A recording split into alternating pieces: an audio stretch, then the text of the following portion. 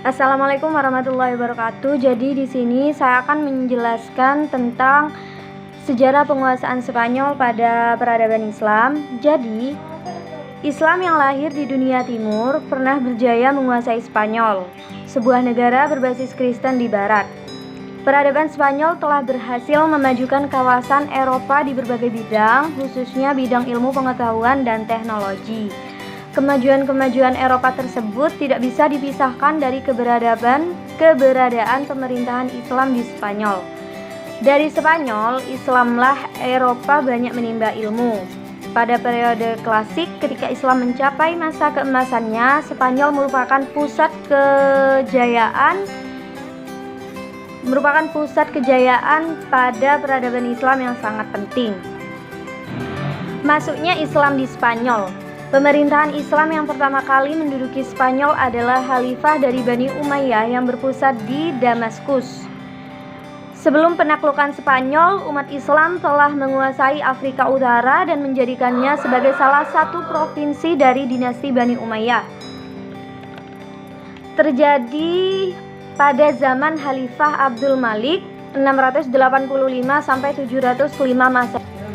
Di saat Al-Walid berkuasa, Musa ibnu Mushir memperluas wilayah kekuasaannya dengan menduduki daerah Aljazair dan Maroko. Selain itu, ia juga menyempurnakan penaklukan ke berbagai wilayah bekas kekuasaan bangsa Barbar di sejumlah pegunungan sehingga mereka menyatakan loyal dan berjanji tidak akan membuat kekacauan seperti yang telah mereka lakukan sebelumnya. Dalam sejarah penguasaan Islam Spanyol, ada 3 pahlawan Islam yang dapat dikatakan paling berjasa dalam proses penaklukan Spanyol. Mereka adalah Tarif ibnu Zaid, Musa ibnu Nushir, dan juga Tariq ibnu Malik. Di sini, Tarif itu dinilai sebagai perintis dan penyelidik wilayah Spanyol karena ia merupakan orang pertama yang sukses menyeberangi selat antara Maroko dan benua Eropa. Di sana, Tarif melakukan penyerangan dan dalam penyerangan tersebut Tarif menang dan kembali ke Afrika Utara membawa harta rampasan yang jumlahnya banyak. Sedangkan Tarik itu berhasil mengalahkan Raja Roderick, yaitu pada saat Tarik dan pasukannya menaklukkan kota-kota penting di sana seperti Cordova, Granada, dan Toledo. Ia pun sempat meminta tambahan pasukan kepada Musa ibnu Nushir di Afrika Utara. Musa mengirimkan tambahan pasukan sebanyak 5.000 tentara sehingga jumlah pasukan Tarik seluruhnya 12.000 orang. Kemudian perkembangan Islam di Spanyol. Masa Islam di Spanyol itu dapat dibagi menjadi 6 periode sebagai berikut. Periode pertama pada tahun 711 sampai 755 Masehi. Spanyol berada di bawah pemerintahan para wali yang diangkat oleh Khalifah Bani Umayyah yang berpusat di Damaskus. Kemudian stabilitas politik negeri Spanyol belum tercapai secara sempurna karena banyak gangguan, baik gangguan internal maupun eksternal. Dengan banyaknya konflik eksternal dan internal, maka dalam periode ini Islam Spanyol belum memasuki kegiatan pembangunan di bidang peradaban dan kebudayaan. Datangnya Abdul Ar-Rahman Al-Dahil ke Spanyol pada tahun 1308 Hijriah atau 755 Masehi menjadi tanda berakhirnya periode pertama. Selanjutnya pada periode kedua, pada masa ini Spanyol diperintah oleh seorang amir, panglima atau gubernur, tetapi tidak tunduk kepada pusat pemerintahan yang ketika itu dipegang oleh Khalifah Abbasiyah di Baghdad. Amir pertama adalah Abdurrahman I yang memasuki Spanyol pada tahun 138 Hijriah atau 755 Masehi dan diberi gelar Al-Dahil yang masuk ke Spanyol. Di wilayah ini ia memperoleh bantuan dari bangsa Barbar dan menyusun kekuatan militer untuk melakukan Bani Umayyah di Damaskus. Selanjutnya, ia sukses mendirikan dinasti Bani Umayyah di Spanyol. Pada periode ini, umat Islam Spanyol sudah mulai memperoleh banyak kemajuan, baik dalam bidang politik maupun dalam bidang peradaban. Abdurrahman Al-Dahil mendirikan masjid, Cordova, dan sekolah-sekolah besar di kota Spanyol. Dan ia juga orang pertama yang menjadikan mazhab Maliki sebagai mazhab resmi negara. Pada periode kedua ini, pemikiran filsafat sudah mulai masuk, terutama di zaman Abdurrahman Al-Ausat yang mengundang para ahli dari dunia Islam lainnya untuk datang ke Spanyol, sehingga kegiatan ilmu pengetahuan di Spanyol kian berkembang pesat. Kemudian di periode ketiga itu pada tahun 912 sampai 1013 Masehi. Pemerintahan Abdurrahman III yang bergelar Al-Nasir li Dinillah, penegak agama Allah, sampai munculnya raja-raja kelompok kecil yang dikenal dengan Muluk Al-Tawaif masuk dalam periode ketiga. Pada periode ini, Spanyol diperintah oleh penguasa yang bergelar Khalifah. Dengan demikian, pada masa ini terdapat dua Khalifah Sunni di dunia Islam, Khalifah Abbasiyah di Baghdad dan Khalifah Umayyah di Spanyol. Memasuki periode keempat. Pada periode ini Spanyol terpecah belah menjadi 30 negara kecil di bawah pemerintahan raja-raja golongan atau Al-Muluk Al-Tawaif, yang antara lain 11 berpusat di kota negara seperti Seville, Cordova, Toledo. Pemerintahan terbesar di antaranya adalah Abbasiyah di Seville. Pada periode ini, umat Islam kembali memasuki masa pertikaian internal. Sayangnya, jika terjadi perang saudara di antara pihak-pihak yang bertikai itu, ada pihak-pihak tertentu yang meminta bantuan kepada raja-raja Kristen.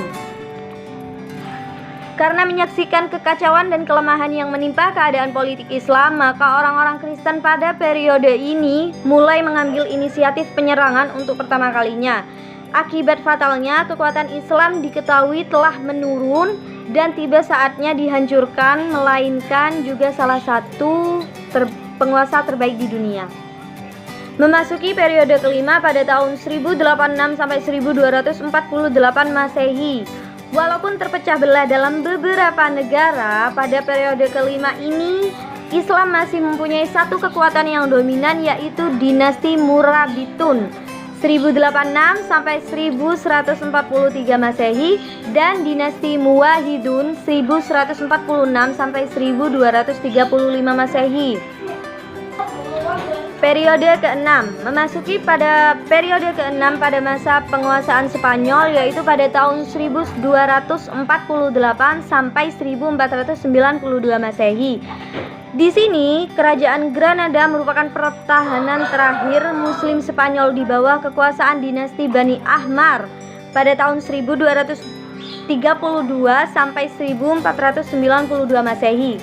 Peradaban kembali mengalami kemajuan seperti di zaman Abdurrahman Al-Nasir, akan tetapi secara politik dinasti ini hanya berkuasa di wilayah yang kecil saja.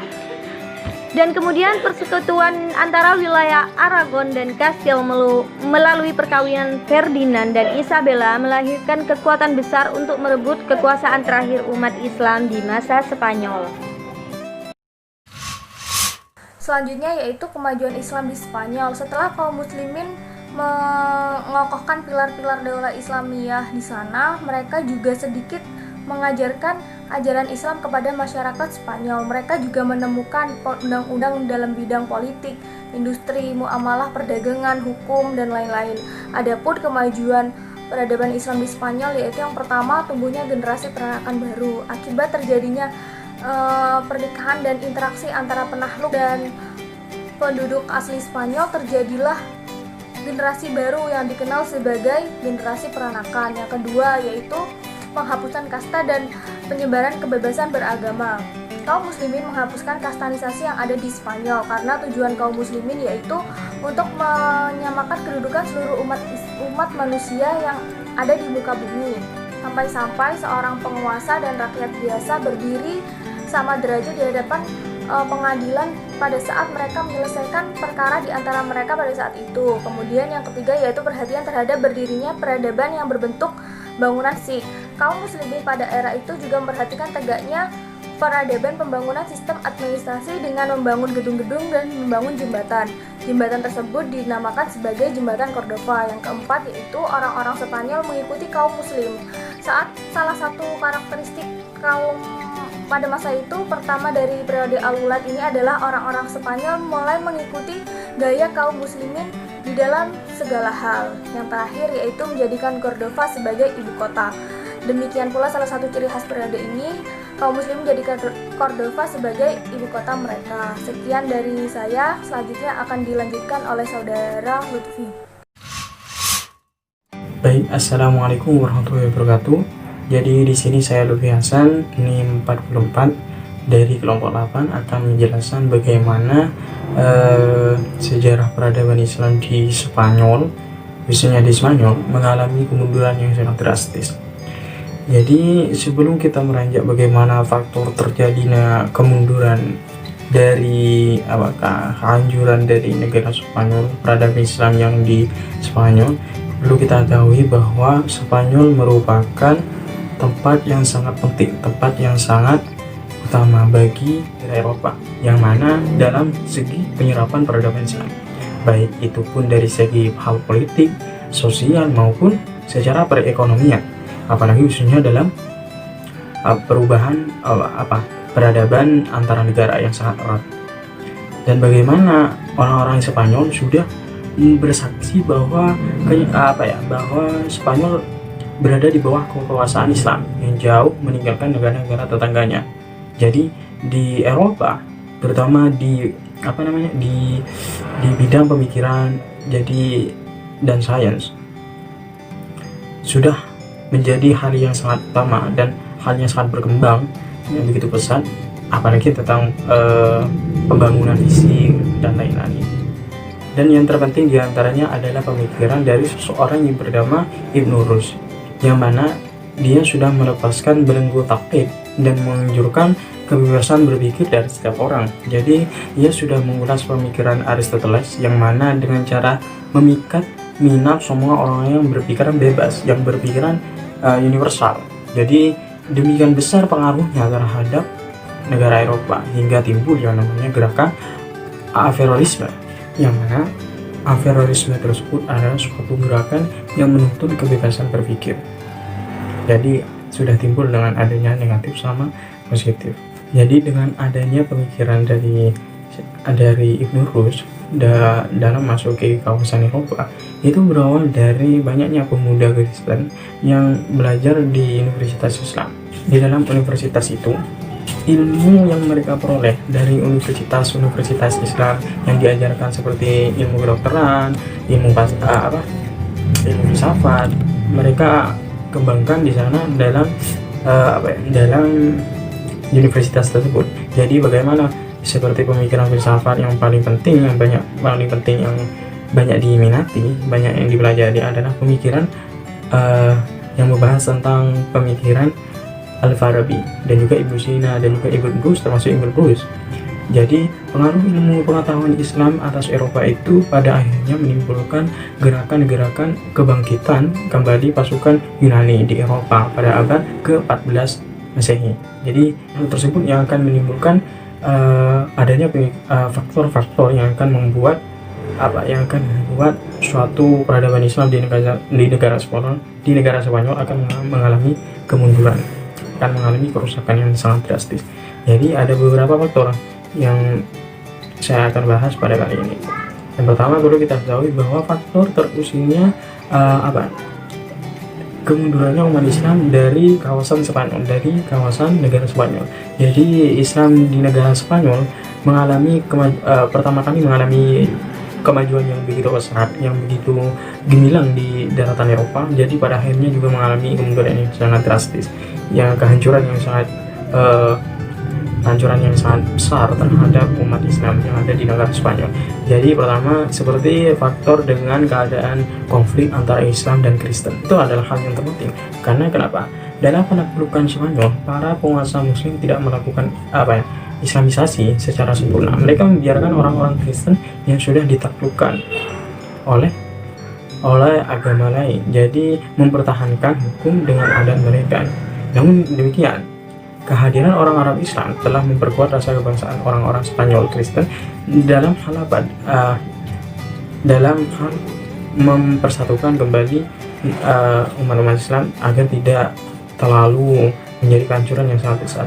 Jadi hal inilah yang bagaimana konflik antara Islam dan Kristen masih sangat menjadi pembahasan yang sangat hangat. Jadi pertentangan tersebut sangat dibahas sekali dalam perdebatan. Faktor tersebut membuat orang-orang yang masih berpikir yang sangat minim akan masih timbul dengan adanya konflik-konflik yang sangat besar. Dan juga faktor lain yang sangat mempengaruhi kehancuran umat Islam, kehancuran peradaban Islam di negara Spanyol itu dengan tidak adanya ideologi pemersatu. Jadi ideologi pemersatu tersebut di tempat-tempat lain biasanya para mualaf diperlakukan sebagai orang Islam yang sederajat, yang artinya yang sama. Jadi di Spanyol ternyata orang-orang yang Arab tidak pernah menerima orang-orang yang pribumi, jadi memilih. Jadi mereka masih memberi istilah imban, juga namanya disebut dengan istilah muwaladun, ya, yang dinilai merendahkan. Jadi merendahkan orang pribumi yang tidak sederajat dengan orang-orang di atas. Jadi akibatnya lambat laun kelompok etnis non Arab yang ada sering menggerogoti dan merusak perdamaian umat Islam di negara Spanyol. Juga faktor lain tentang kesulitan ekonomi, yang dimana pada masa umat Islam di Spanyol, jadi peradaban Islam di Spanyol, para penguasa, para atasan yang masih suka-sukanya, masih gencar-gencarnya, girang-girangnya dalam membangun kota, dalam mengembangkan ilmu pengetahuan secara fokus, secara serius, hingga lalai atau hingga melupakan tentang bagaimana dalam mengembangkan perekonomian terhadap masyarakat yang masih di bawah, masih orang-orang yang orang-orang pribumi yang sangat rendah dalam perekonomian. Jadi hal inilah yang mengakibatkan bagaimana umat Islam di Spanyol saat itu mengalami kesulitan ekonomi yang amat berat, dan juga amat tidak ada yang peduli terhadap kondisi terhadap masyarakat. Jadi itulah beberapa faktor yang sekedar saya jelaskan untuk pematerian dalam segi bagaimana peradaban Islam di Spanyol mengalami kemunduran yang sangat besar. Mungkin hanya itu yang saya bisa jelaskan, kurang lebihnya mohon maaf. Wassalamualaikum warahmatullahi wabarakatuh.